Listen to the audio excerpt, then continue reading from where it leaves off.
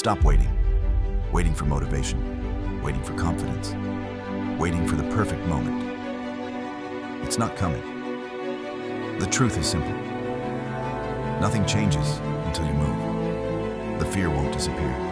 The doubts won't go quiet. You don't wake up ready. You decide.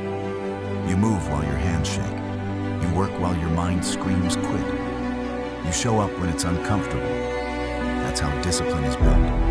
That's how confidence is earned. This is your moment. Not tomorrow. Not someday. Right now.